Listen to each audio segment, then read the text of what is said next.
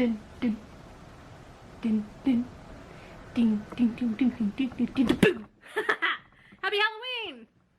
How does one work this camera again? I haven't filmed anything in so long. So the last time I made one of these videos, I had very little sleep, had a single coffee, my sister was asleep, and quite frankly, like, I did not plan any of it at all.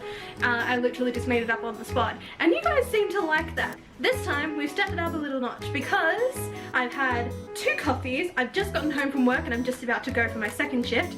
Woo! And I haven't planned this one at all. Plus, I have no sleep, but the good thing is I am all alone in this house, so I can be as loud as I want!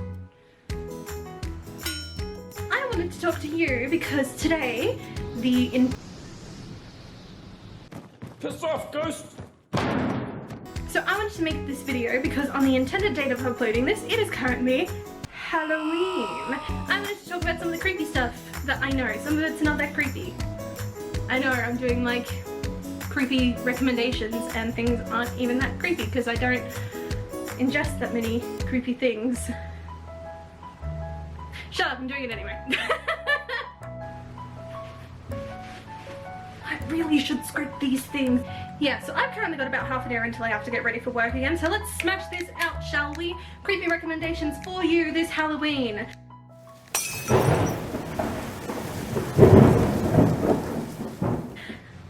Hell yeah. So our first book we have to discuss is kind of an obvious one, Coraline by Neil Gaiman.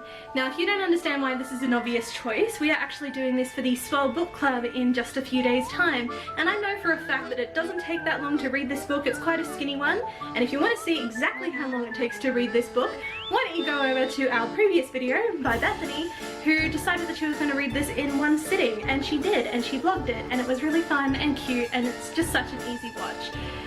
But this book here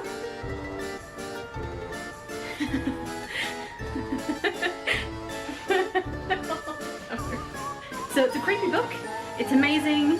Once you read this book, you go watch the movie, it is equally as good. Please come and join us. We want to hear your thoughts about what this is like in our Swell book club. Yay! Moving on. Next one is actually my current read, and this is Stephen King's The Shining. I kind of like the fact that I know nothing about this book, and I don't want to know anything about this book as I'm reading it because I want to find out as I'm reading it. So if you want to know what this book is about, I've heard it's similar to the movie but the book is better. But go have a look at it on Goodreads, it has good reviews, it's Stephen King, of course it's going to be good. So, The Shining. Serial killers and psychics. That's what I know. I've got to be honest with you, like I said, I am reading this like completely fresh, I know nothing about it. I'm really enjoying it thus far, so if you have any other recommendations for Stephen King, leave them down in the comments, I really want to know. I really need to script these things, oh my gosh.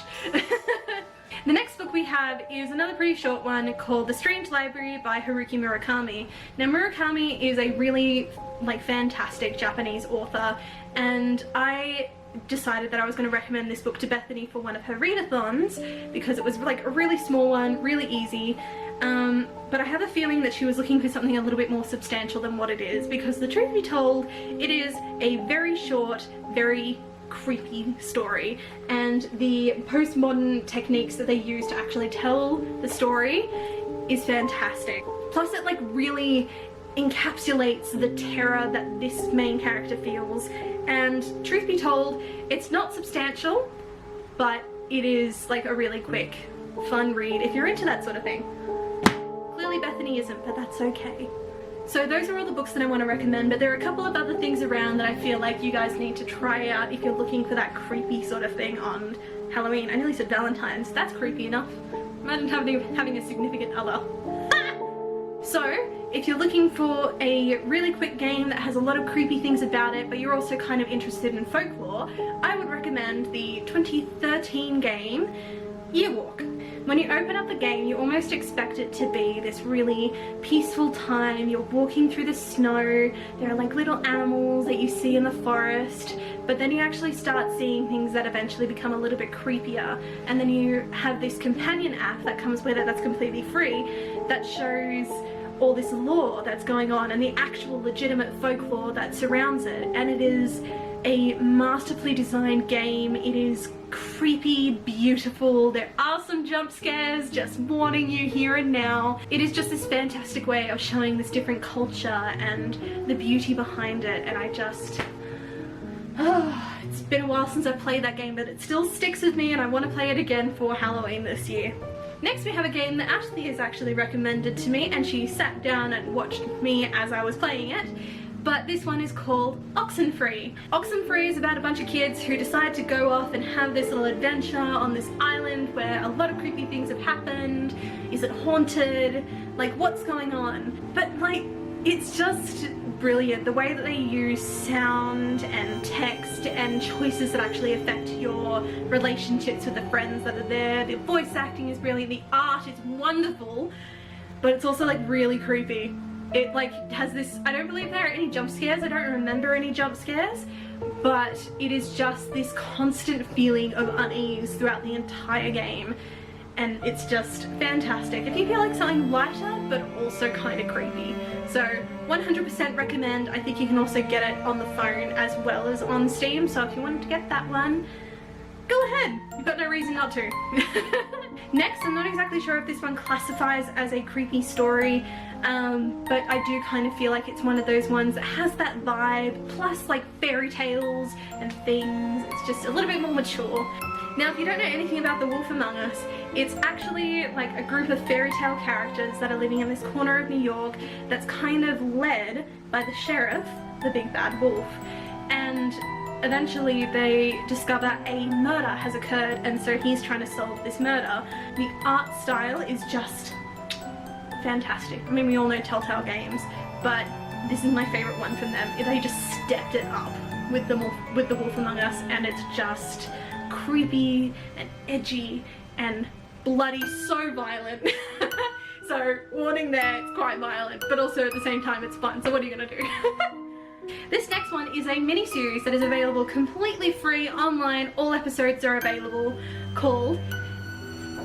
You know, I had to check if things were on Netflix last time. Like, I gotta stay on brand, come on. Edgar Allan Poe's Murder Mystery Dinner Party. It is a long name, don't judge me. Yes, but this one, if, like, it didn't appeal to me enough just by having some people that I know in it from Shipwreck Comedy.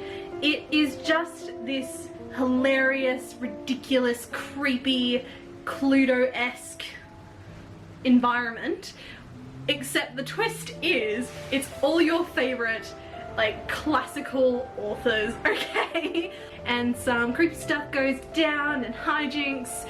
So yeah, if you're looking for something like really fun and simple to watch on your Halloween evening, 100% recommend. Go do it, it's all good. Next, I have a TV series that some people may know, some people may not, and may not technically classify as creepy, but it absolutely is. You can't tell me otherwise. If you have not watched Over the Garden Wall, then what are you doing? Over the Garden Wall is this story of two brothers who end up getting lost in the woods, and then they're trying to find their way out of it. But along the way they see these mystical, fantastic creatures, and they have this mythical beast that they're trying to run away from as well. Like, all these really creepy things happen along the way.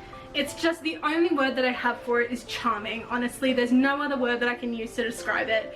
It is just, I love it. It's creepy and it's fun, but it's like creepy in all the right ways. And I love it so very much. We love Over the Garden Wall in this house. Next, we have a visual novel duology called the It Lives series. So if you're looking for this one, it's actually on the Choices app, and the first one in this series is called It Lives in the Woods, and the second one is called It Lives Beneath. It Lives in the Woods starts off with a small group of children who find this cottage in the middle of the woods, and they actually end up releasing this spirit by the name of Mr. Red, who wanted to play with them. Ooh, it's a weird one. And it shouldn't take you too long. It's only a couple episodes long, and it's like completely free if you want it to. If you want to, you can also pay them and get some of the more like premium choices, but it is like you can just play it now if you wanted to, which honestly, just give it a go. It's really good. And the second one in this series is called It Lives Beneath. It has some connections to the first one, but in many cases is actually a completely different story. The animations in this visual novel have actually stepped it up a lot, so you get a lot of different animations. You have a cult, you have some ghostly creatures, you have people who are disappearing and literally dying in front of you. I mean, any book that starts with a murder, you know it's gotta be good, okay? Yes, but it's wonderful, it's character driven, it has throwbacks to the original. Like, if you're just looking for something fun, go ahead, do it. And once again, like, completely free unless you want to make those premium choices. So that was my video on some creepy recommendations around, like, the medium. If you were interested in more stuff from us, please click subscribe and like the video. Follow us on Facebook, on Instagram, and all those sort of things. And if you want to continue this discussion on Coraline, come and follow us over on the Swell book club, because we're reading Coraline, like I said. And it's gonna be fun, it's gonna be really fun. So anyway, have a good day guys, and I will see you at some point, hopefully with less coffee, let's be honest.